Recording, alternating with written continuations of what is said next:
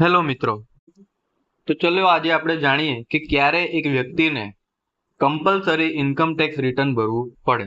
સૌથી પહેલા, અગર તમે તમારા કરંટ અકાઉન્ટના ખાતામાં 1 કરોડથી વધારે રૂપિયા જમા કરાયા હોય, કાં તો સેવિંગ્સ અકાઉન્ટની અંદર 50 લાખથી વધારે તમે રૂપિયા જમા કરાયા હોય, ત્યારે વ્યક્તિએ કમ્પલસરી ઇન્કમ ટેક્સ રિટર્ન ભરવું પડે.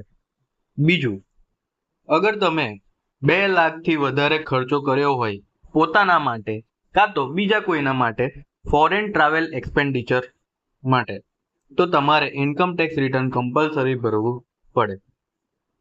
અસેસી જ્યારે બી 1 લાખથી વધારે ઇલેક્ટ્રિસિટી કન્ઝમ્પશનનું બિલ ભરતો હોય આખા વર્ષ દરમિયાનમાં, તો એને ઇન્કમ ટેક્સ રિટર્ન કમ્પલસરી ભરવું પડે.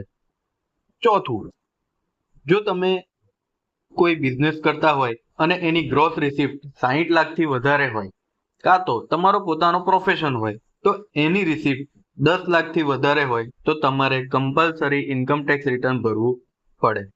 પાંચમું અને છેલ્લું, ચાલુ વર્ષ દરમિયાન જ્યારે બી તમારે ટીડીએસ કાં તો ટીસીએસ 25,000 કાં તો 25,000થી વધારે હોય, અને અગર તમે સિનિયર સિટીઝન છો તો 50,000થી વધારે હોય, ત્યારે તમારે ઇન્કમ ટેક્સ રિટર્ન કમ્પલસરી ભરવું પડે. Thank you.